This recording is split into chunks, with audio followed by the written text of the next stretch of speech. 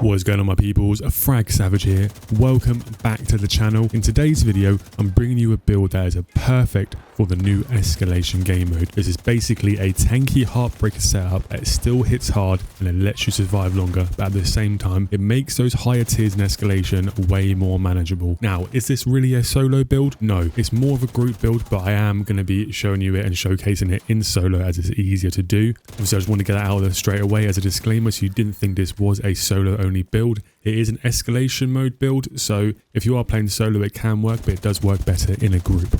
So basically, if you're struggling with escalation or you just want something that makes it easy without sacrificing too much damage, this is probably the perfect build for you. Now quickly we're going to go over what escalation is because some people might not know what it is. It is a new game mode that has just come out like yesterday with Year 8 Season 1 Rise Up. It's basically designed for new players who have finished the game and want a real challenge, because basically it goes up from tier 1 to tier 10. You are still replaying the missions, but it's increasing difficulty with an extremely better set of reward, which does include prototype gear, which is what everyone wants right now. Now that being said, prototype gear, people did think it was going to be one of the things where it was just going to be what you could get if you got to expertise 30, but you're actually able to get expertise 30 rolled already gear in escalation mode, which is why everyone is playing it. As I said, each mission goes up in tiers from tier 1 to tier 10. Obviously the higher you go, the tougher it gets. Basically with it, you've got mutators like enemies healing off your own damage, EMP blasts, enemies gaining resistance, and mechanics that push bad position players basically to die, which is why this build is actually one of the best ones, because if you are positioned correctly, you're able to deal damage while also gaining survivability at the same time. To farm efficiently, we're going to go through two missions, which the two missions are going to be the fastest mission to clear and the easiest mission to clear. The fastest mission to clear is going to be Coney Island Ballpark. The simple fact that it takes about 5 minutes to clear on between 1 and 2 tiers. The higher tiers, obviously it's longer, but it's an extremely simple mission to do. It's very linear and it's one of the ones that are going to get you through obviously the retaliations for Black Tusk as well. The easiest mission is going to be Jefferson Plaza, because it's just a straightforward mission. You're going in, you're killing a load of people, you're not really doing much, and you've got obviously a boss at the end which is extremely easy to kill. And as I said, it's one of the easiest missions to do. We're going to go through a quick build summary for the actual build we're going across.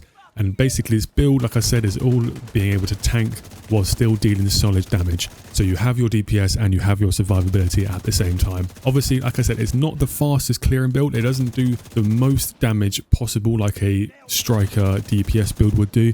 But as I said, it does make escalation way easier, and that's what this video is about. With this build, you've got bonus armor stacking with your Heartbreaker, you've got consistent damage output, and you have your built-in survivability with your Heartbreaker as well. So instead of just getting wiped, you're staying in the fight longer and you're finishing these escalation tiers a lot quicker because you are able to take more damage while dealing more damage at the same time. Getting into the build straight away, we're going with our beloved Lexington high-end name assault rifle. This obviously is one of these weapons that you do get from the seasonal stretch goal, so it's not actually in the general loot pool yet, but it is extremely easy to get if you are playing in the season. With this, we have got assault rifle damage rolled, health damage rolled, and damage target out of cover rolled. Every single Lexington comes with this, but you are able to change your talent on this Lexington. Now the talent we're using is Flatline, and this amplifies weapon damage by 15% to pulsed enemies. After 4 kills, applies a pulse to the next enemy hit. Now we're using this because we are also using Heartbreaker, as I said. So once we are pulsing enemies with our Heartbreaker, we are dealing an extra 15% damage to those pulsed enemies. Now with this, we are also using the Link Laser Pointer. Now this Link Laser Pointer, a technician laser pointer that pulses targets at which is aimed. So basically we don't actually need to shoot heads or even shoot bodies for the Link Laser Pointer to work. So as soon as you aim at anyone, they are going to be pulsed for you to be able to get that damage extremely quickly. We're also rocking crit hit chance mods on this, crit hit chance mod on there, and also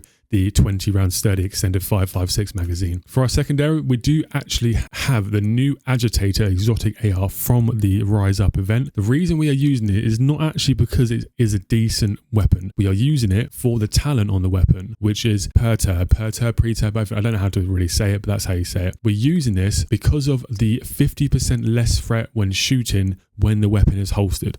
So we're not actually using this weapon for a gun to shoot and actually kill people. We are only using it for the reduced threat. And that is basically only for the escalation game mode, because having that reduced threat when shooting is going to help you out extremely well. Obviously, some of the higher tier enemies, you're not going to be able to take too much threat away from them, but it does help when you're in sticky situations where you need to get out of there quick and you just want to level a couple shots. Obviously, you can only get this through the Rise Up event seasonal pass right now. There's no other way of getting it. If you haven't got the season pass, it is on a free tier, so you don't actually have to buy the season pass to get it. Now, as usual, we're going through with the quick step high-end named pistol, which I use in every single build because obviously it's quickly to get out of situations. It helps you move through missions easier. With the sport mode Talon, which is 20% movement speed, it doesn't stack with movement speed bonuses, but it is enough. The only way you can get this pistol is through seasonal caches and through doing the Houndsman bounty target. Getting into the main gear setup with, as I said, it is a Heartbreaker gear setup that we are rocking on this. It's one of the most basic Heartbreaker setups we are rocking, but we're going to go through all the attributes first. On this that we got is a main armor build, main blue core build with 2 reds on the actual named pieces, not the gear set. So we're going through this. We are going through the mask, which we are rocking